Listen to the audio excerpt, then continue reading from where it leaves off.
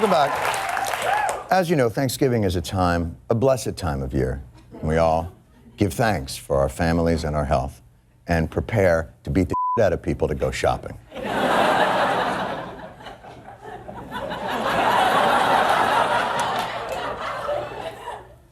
Jessica Williams has more. Black Friday is just around the corner, and it seems like everyone on television has tips for shoppers. Deals are in the back. Prioritize by price. Don't buy toys. Don't turn right. And most importantly, don't be black. Two black shoppers in just 1 week are accusing the department store of wrongful detainment. He was racially profiled in Macy's Herald Square. She used her tax rebate money to buy this bag at Barney's and was then stopped by the cops. It is hard to take advantage of all the Black Friday steals when you're being accused of stealing. When I left the store 3 blocks away from the store, 4 undercover cops told me that they would like to see what I purchased. And what did your white friend say? My white friend? Everybody knows you're supposed to bring your white friend with you when you go shopping at a place like that. I should have, next time I know, to bring my white friend. Oh, so the problem isn't racial profiling in stores, it's that black people have forgotten how to shop. When they finally came up to me, I thought they were going to help me, and they didn't. They actually asked me to leave. Just because you look like a Gap model doesn't mean you won't get profiled. I went into a store and asked the sales girl if I could see some jeans, and she said, they're so expensive. I felt like I was a pretty woman. You thought because you're very well put together that you could just go in and shop anywhere you want without getting racially profiled. You do know you're black, right? I know. Uh-oh, watch out, cops. Cops. Clearly, it's time to give Black Americans my own Black Friday shopping tips. Let's start simple. When entering a store, alert everyone to your presence. Hey everybody, my name is Jessica Williams and I intend to buy a pack of gum. Reaching into my pocket right now to pull out money, not a gun. Permission to approach. But upscale stores are the trickiest. To be sure that you don't get arrested, try making friends with security. I baked some cookies. Can I go shop now? Or if that doesn't work, ask a white person to shop for you. Do you think that you can buy me that watch in the display? You can totally use my credit card. All you have to do is sign my name and then just bring me the... I really don't feel comfortable doing that. Excuse me? Excuse me? You look white. Can I ask you a favor? Я не понимаю, что вы говорите. What? Do you think that if I give you $140, you can buy me those sunglasses in the window right there? Yeah, sure. Oh, thank you.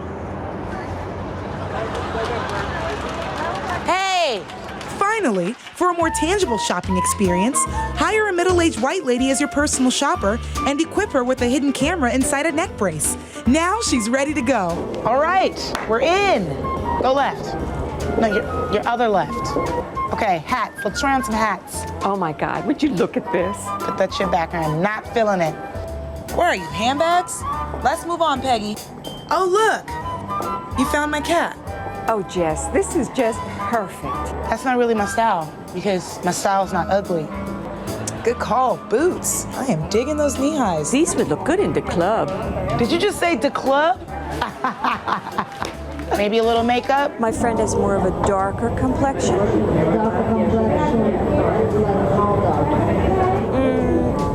Like a deep tan.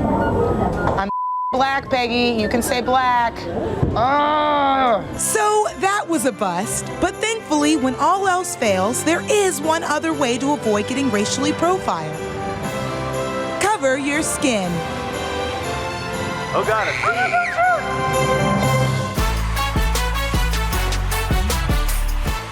Next week is my favorite day of the year, Black Friday. Trample a guy on a Tuesday afternoon, you get charged with assault. But do it at a Walmart on Black Friday, you get a PS4. But this year, something about Black Friday is twisting everyone's panties. Black Friday itself is turning into an entire season. Do I hope Black Friday ends? Absolutely. I can't stand that day. The event is becoming so long. Starting Black Friday on Thanksgiving should be illegal. Black Wednesday. Great Thursday. Small Business Saturday. Cyber Monday is the worst thing I've ever heard. We might as well call it Black November. What the hell are you complaining about? Oh no, now blenders are on sale for a whole month. God, why have thou forsaken us?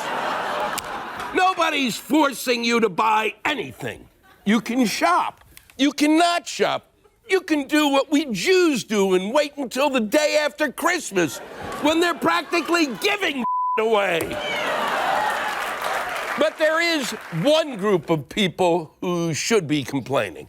What about the workers at these stores? Yeah, when exactly do they get to celebrate Thanksgiving with their families? Workers are upset. Forced to work. They keep saying that they care about their associates. That's not the case. The daughter of a Kmart employee asking Kmart to change its Thanksgiving hours so her mom can spend the day at home with her family. I think we should all have the ability to say, I don't want to work Thanksgiving.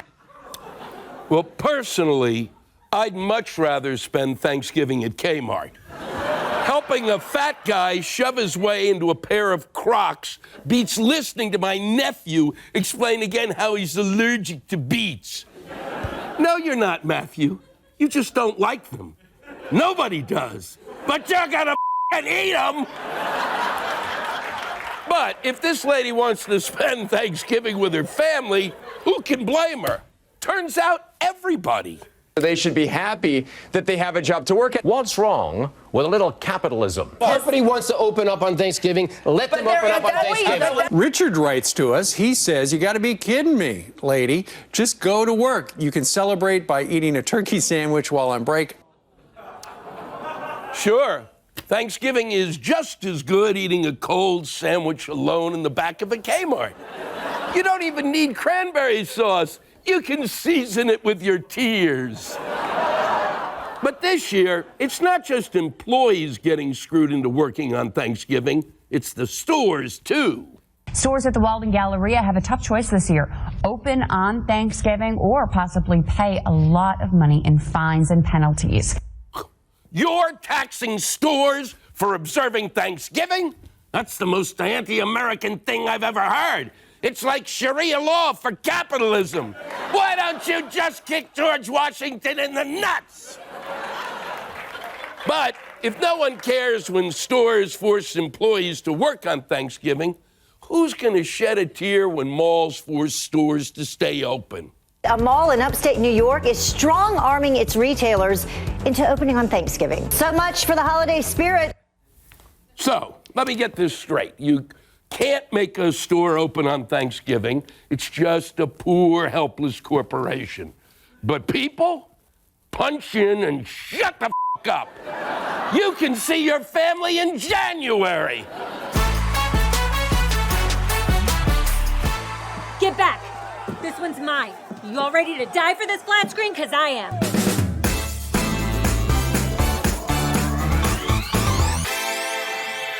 Hello, my shopaholics, Maxinistas, mall rats, coupon clippers, bargain bitches, capitalism warriors, and sale sluts. It's the holidays, and that means one thing. Family. No, I'm kidding. That means shopping. Family. What the f***? Like many of you, I too will be going out on Black Friday, one of America's most treasured excuses to buy shit. And Black Friday seems like something that's been around forever. I mean, I can't remember a time when Black Friday didn't exist. Then again, my memory is a little fuzzy from all the head trauma from previous Black Fridays.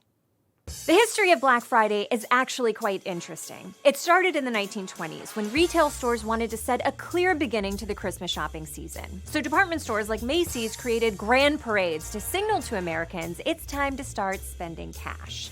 Although back then, parade balloons weren't as cute as the ones today. You know, classics like Puff the Meth-Fueled Dragon, Whimsical Drifter Murderer, and Thick Daddy Superman. Maybe they were hoping to scare people to run inside the stores? I don't know. The point is, retailers depended on a big Christmas shopping season and were willing to do whatever it took to make it as long as possible. In fact, during the Great Depression, they even lobbied President Franklin Roosevelt to move Thanksgiving a week earlier to allow for more Christmas shopping. And after his cousin finished giving him a handjob, FDR agreed. Eventually, they moved Thanksgiving back, but the retailers got what they wanted because over the next few decades, more and more people began their Christmas shopping the day after Thanksgiving. But the first time the day was called Black Friday was in the 1960s. It was actually coined by the Philadelphia Police Department because the day brought tons of traffic and chaos. And for shopping to cause chaos in Philadelphia, it has to really be chaos. I once set fire to a mannequin at a Zara in Philadelphia, and they didn't even kick me out of the store. They just threw it in the burnt mannequin pile. Sorry. It was in the 1980s that Black Friday finally went nationwide, and it was all thanks to America's obsession with the adorable little vegetable human monster hybrids known as the Cabbage Patch Kids. I got this one for $3,000, and I had to get punched by a lot of grandmas to get it, but it was worth it. The toys were in such high demand that it caused literal riots across America. People fought their neighbors tooth and nail to pay for some lettuce-shaped plastic. But all the violence was worth it for that precious Christmas morning when their kids would open the box, see the Cabbage Patch Kid, and then play with the box. The Cabbage Patch Kids set the standard for all sorts of Black Friday crazes throughout the 90s. From Furbies, to Beanie Babies, to Tickle Me Elmos, to countless other toys bought by newly divorced dads trying to buy their way into their kids' hearts. By 2002, nearly 3/4 of all shoppers were in stores over Black Friday weekend. It was paradise for people looking for deals and robbers looking for unguarded homes. Black Friday was so successful that stores started pushing the start time back from Friday morning to Friday at midnight, and then all the way back to Thanksgiving night itself. They called the new holiday Gray Thursday, as a tribute to the moral gray area of abandoning your family on Thanksgiving to choke out a stranger for an Instapot. Oh, it's ready. And throughout this time, Black Friday doorbuster sales became more dangerous as consumers turned every big box store into a big octagon arena. It got so bad that in 2011, you were statistically more likely to be injured in a Black Friday sale than from a shark attack. Unless that shark is also at the Black Friday sale, and then it depends on whoever wants that blender more. Got it! Yes! But sadly, the good times and horrific injuries couldn't last forever. With the dawn of online shopping, Black Friday became less relevant than the newer, shinier, two-day Premier holiday that took its place. Along came Cyber Monday, an easier way to score deals while avoiding the mobs at in-person stores. It's just another way technology has pulled us further apart. I mean, sure, it's more convenient, but think of what we lose when we no longer have that one-on-one air fryer to skull contact. It's sad. Also, in recent years, retail employees have begun pushing back on so-called holiday creep, which is a term for stores expanding their holiday shopping periods into Thanksgiving. Not what happens when your weird cousin hits the eggnog too hard and tries to go FDR on your underparts. But even as its golden days are behind it, Black Friday is still an American institution, standing tall beside Thanksgiving and the Super Bowl and the Purge. And now that you know its history, don't forget to keep it in perspective. Sure, saving money is great, but this season isn't about fighting some stranger at a store. It's about gathering your family and fighting with them. So happy shopping season. Now if you'll excuse me, I gotta start practicing for the big day. Hey, step away from that Dyson. You think I won't pull out this pin? Well, guess what? Tick-tock, motherfucker.